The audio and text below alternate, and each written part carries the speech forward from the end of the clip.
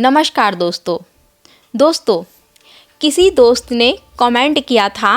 Comment ऐसा था कि मैंने एक वीडियो बनाई थी। वीडियो ये थी कि हमारे जो कर्म हैं इस शरीर ने किए हैं। तो कहा जाता है कि इस शरीर के साथ ही मतलब इस शरीर ने किए हैं, जितने भी पाप किए हैं या फिर जितने भी पुण्य कर्म किए हैं, यही शरीर झेलेगा। आगे मतलब मरने के बाद में ना पाप जाएगा ना पुण्य जाएगा, ऐसा मैंने कुछ कहा था। लेकिन वो जो दोस्त थे हमारे, जो मतलब YouTube चैनल पर, तो उन्होंने ये पूछा कि एक जन्म के साथ में जब किसी बच्चे का शरीर ऐसा मतलब अपंग टाइप में या फिर कोई बीमारी रोग से पीड़ित बच्चा जब जन्म लेता है तो उसके बारे में क्या कहोगे।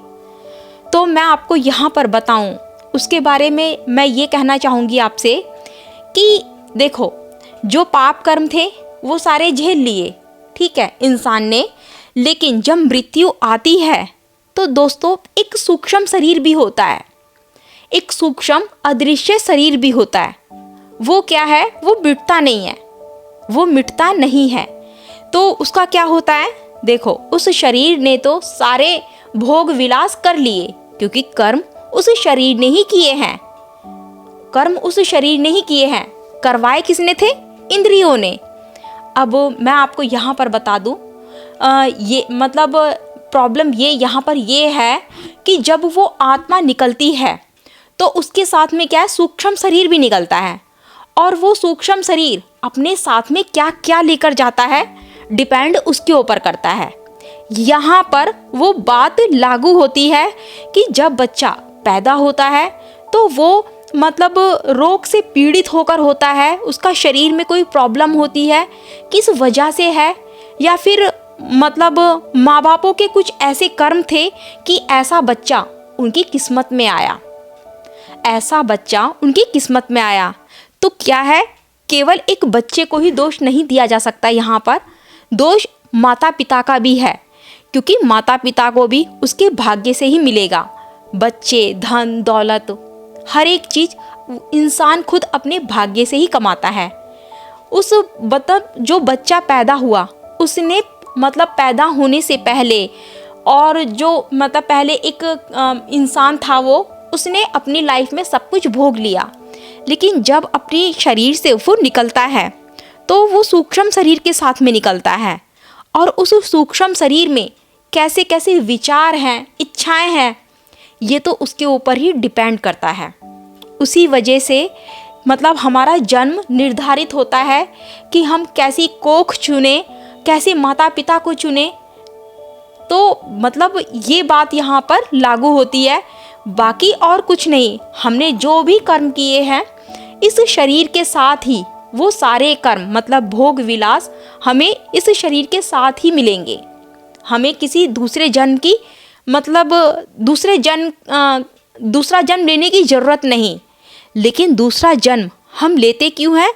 इसका रीज़न ये है कि हमारी जब ये आत्मा आउट होती है, उसके अंदर इच्छाएं क्या क्या हैं, ये इच्छाएं ही हमारा आगे का मतलब जन्म तैयार करती हैं, यानी कि विनाश का कारण भी बनती हैं। अब देखो, मैं आपको एक चीज़ बता दूं कि एक इंसान है, उसने अपने सारे कर्मों का फल खा लिया, लेकिन उसकी इच्छा लास्ट में क्या हुई कि मेरे को मांस खाने का मन कर रहा है। राइट, यहाँ पर देखो, सब क्लियर होगा, नहीं होगा तो कमेंट में पूछना मेरे से, मैं जवाब दूंगी आपको। तो उसका मांस खाने को यहाँ पर मन हुआ, तो उसने क्या किया? अब देखो, उसके पास तो मतलब इतना समय नहीं कि वो मांस खा सके, सारा समय ख़त्म हो गया, उसको निकलना है उस शरीर से।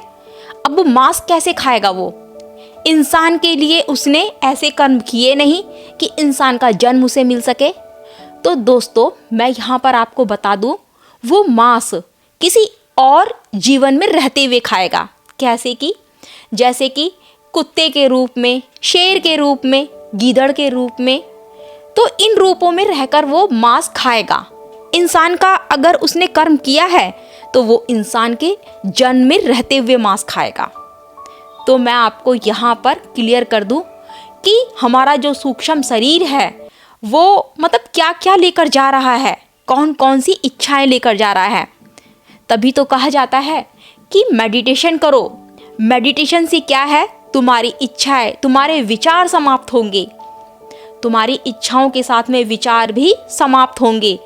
और जब ये समाप्त होते हैं तो फिर इंसान अपने आप ही कर्म बंधन से छूटता चला जाता है, यानी कि वो मतलब हर चीज़ से दूर होता चला जाता है। ना ही उसके अंदर कोई इच्छा, ना ही कोई विचार, किसी चीज़ की कोई जगह ही नहीं बसती है, क्योंकि उसे मतलब ऑटोमेटिक, जिसे हम कहते हैं मोक्ष, मुक्ति नहीं मोक्ष, उसे मोक्ष प्राप्त हो जाता है। क्योंकि मुक्ति और मोक्ष में अंतर है। यहाँ पर मुक्ति वो कि तुम्हें केवल इस शरीर से मुक्ति मिलेगी, मतलब और जीवन से नहीं, और किसी जीवन में जा सकते हो अपने विचारों के हिसाब से, अपनी इच्छाओं के हिसाब से। लेकिन मोक्ष वो कि तुम मतलब हर उस इच्छा से, हर उस विचार से खुद को दूर कर दो,